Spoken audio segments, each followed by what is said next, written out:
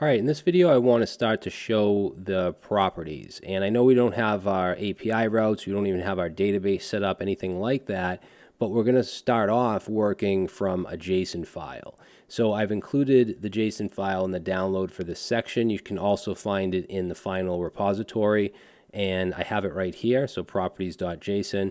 And just to kind of show you what the data looks like, and this is the same data that we'll have in our database, or I should say same structure, same fields. So there's about 10 different property listings in here, and each one has an ID. I called it _ID because that's the convention that Mongo uses. And then the owner, which right now is just a hard-coded number, but ultimately that will reference a user from the users collection. So we'll have a relationship between the two collections.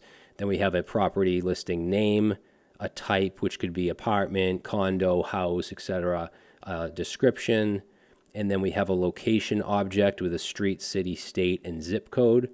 We have a beds, which will be a number, baths, number, square feet, and then we have an array of amenities, okay, so all types of amenities.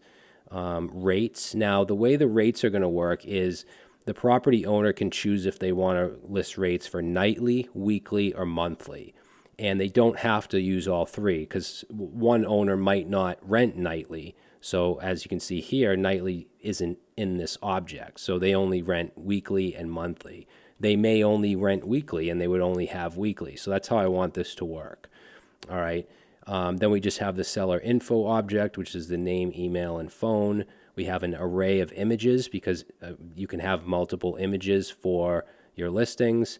And as I said before, the images for now are just going to be coming from the public images properties folder, but ultimately they'll come from Cloudinary. And then is featured, I just threw that in there if you want to set it to true or false, so maybe you can have some featured properties, so you can use that flag, and then created at and updated at. Okay, so that's the structure of our properties. When we create our Mongoose models, these are the fields that we'll be creating.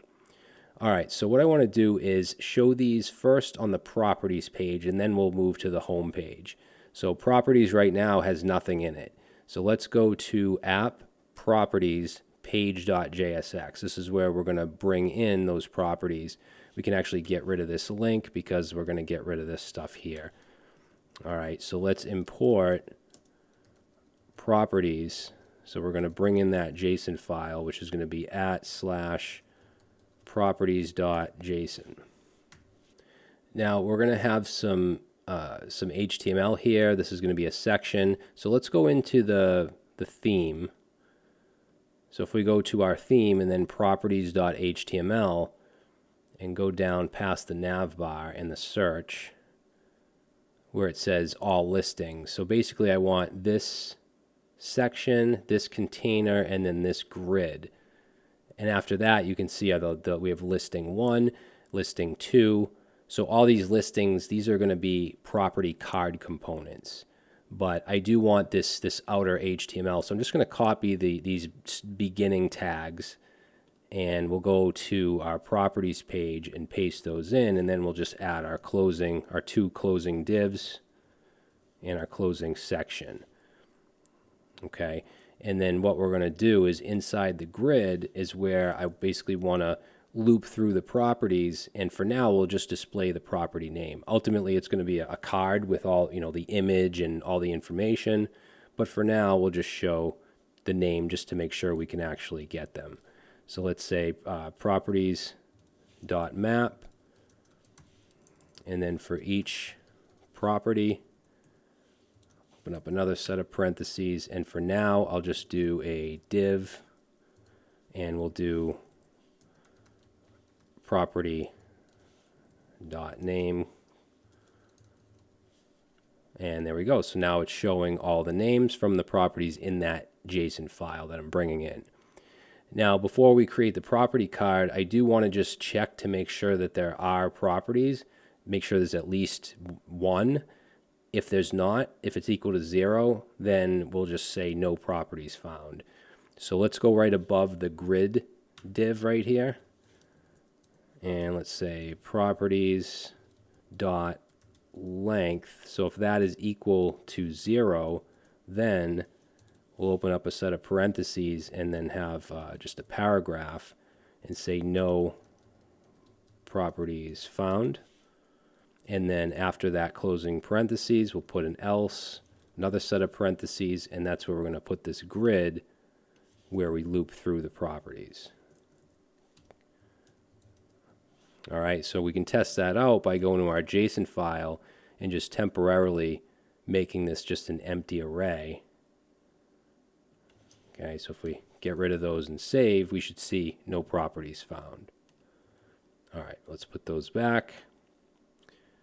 Okay, now we want to create a property card to display right here instead of just a div with a name.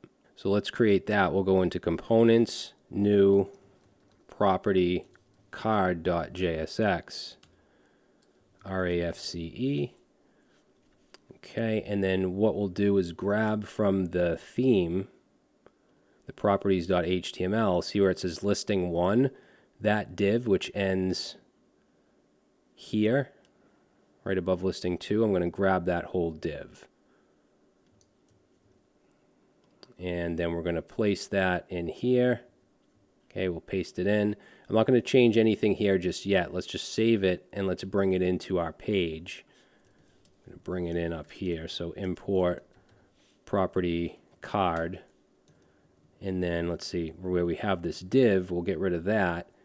And we want to say property, and we want to pass in a key. Since it's a list, we need to pass in a key, which is going to be the property property._ID. And then, of course, we need to pass in the actual property data. So pass in property, and then we'll close that component.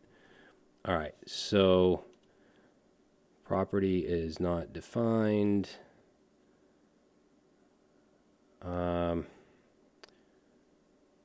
Oh, I'm sorry, this should be property card. There we go. All right, so we're seeing the card. It's all hard-coded stuff, right? It's all just HTML. And we do have a lot to do in this file to make it dynamic. So I think I'm going to stop this video here, and then we'll finish this component up in the next video.